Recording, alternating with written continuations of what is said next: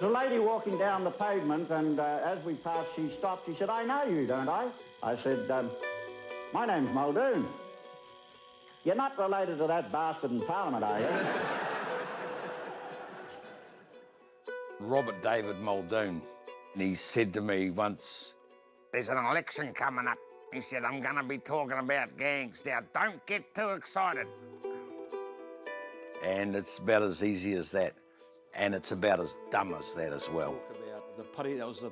Denis O'Reilly, a lifelong member of the Black Power, brought up in an Irish Catholic household in Timaru, and brother of former Children's Commissioner Laurie O'Reilly. And what's the school photo down there? Oh, that's just our debating team. Phil Leishman and various other people who've made names for themselves in Holy Society, unlike me.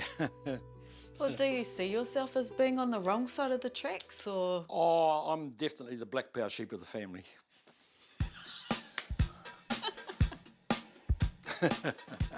I mean, my brother was the Commissioner for Children, you know what I mean. He became a patched Black Power member in 1972 and is now one of only 4 originals still alive. I was a young Pākehā who was filled with sort of social justice things. I came up in a Catholic household with a strong social conscience. I trained to be a Catholic priest when I left school. The Maris fathers and I came to a mutual conclusion that that was not what I was destined for, but I took that ethos with me, went home to Timaru, went to go to law school at Wellington, got a job in a service station, met these Maori guys. They were kind to me. They would get into trouble with the police at the pub or whatever. I'd stick up for them because I was articulate, and away I went. And I then became what was called a community volunteer in those days. Started organising at a societal level, and then I became a patch member of the Blacks, and because I could organise and stuff, I organised and stuff. That handy Pākehā. That handy Pākehā, my little finger, the old chiefs used to talk about, you know? Do you think that's why you were quite accessible to politicians such as Muldoon?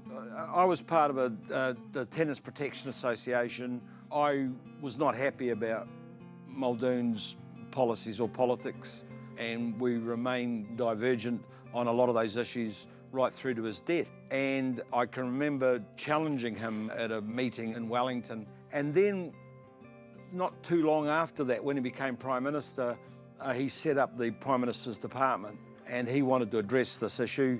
So we got an initial meeting going. We took Muldoon around our work sites. We had 20-something people working. I think he liked the work ethic.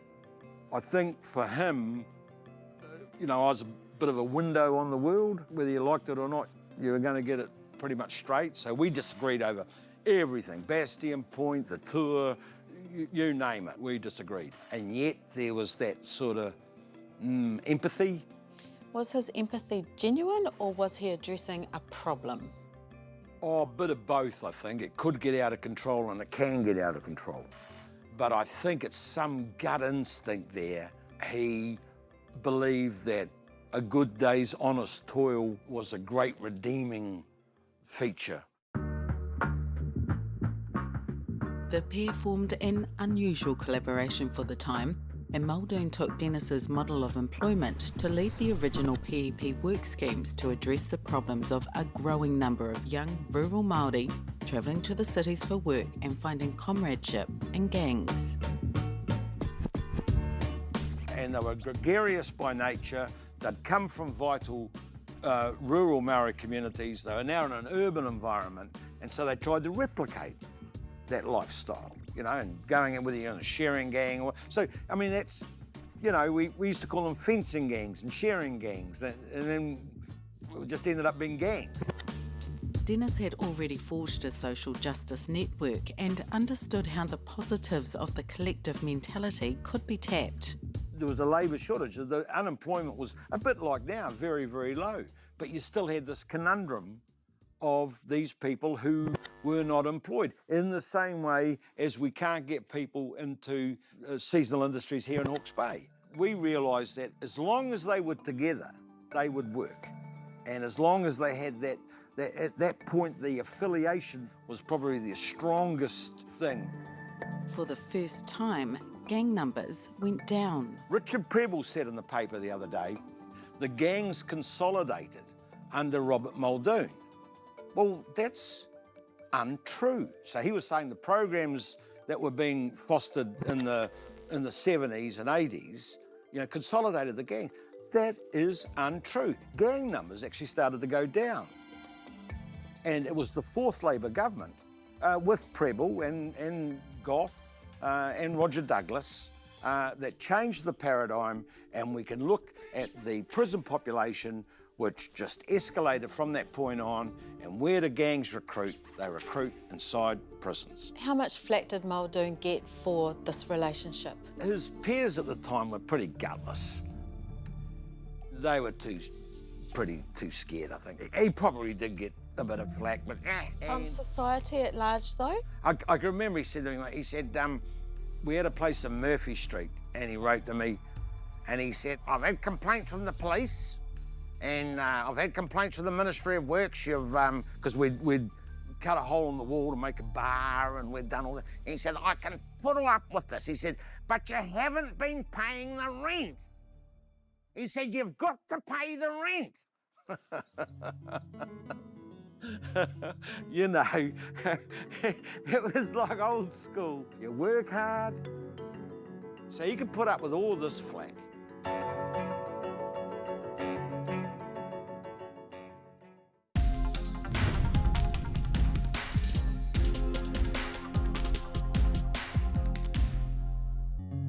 We latched on to about 6 issues where we put the government on one side, ourselves on the other side, and the people on our side. Despite cynicism about Muldoon's relationship with the Black Power, he and Denis O'Reilly remained steadfast. And you say Muldoon wasn't racist? Yeah, I don't think he was a racist. He was a drunk, he was a bully. It could be very unpleasant, but I don't think he's a racist. He used race, just like Judith Collins uses race. He used race, all right, but he definitely wasn't racist, And it was Iri Tawhiwharangi and a guy called Sam Jamison and Muldoon that conspired to fund the Kohanga Reo movement staff. So no, but he'd play the race card if it suited him electorally, just the same way as he played the Springboks card. He was a politician. Who's more gangster, the politicians or those in gangs? Wow, golly gosh, if you're talking about potential to do harm at a social level, I'd say politicians. I mean, what was the impact of the fourth Labor government? And I know Richard Prebble is, banging his tin at the moment, but and this Labor government has got an opportunity to turn that around and make good. A bit of reciprocity.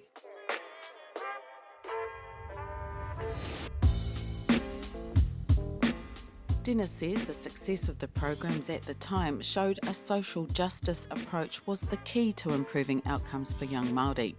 He led initiatives to use the arts as a creative expression of frustration. In 1979, he brought English theatre group Keskeri to Aotearoa. And in the Hawke's Bay, he set up an arts village to promote skills such as carving to give rangatahi confidence to open their worlds. And it would be good if everyone could just calm down and let's go back to the social sciences and let's come to a non-politicised or depoliticised inquiry into what we've got going on here, because we have a problem and we're in a situation where we have got a young workforce out there and we need every one of them who have been marginalised, incarcerated and drugged, criminalised.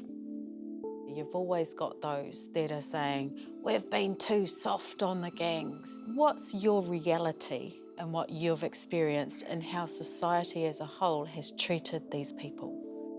So fear and hate are not very good bases for social policy.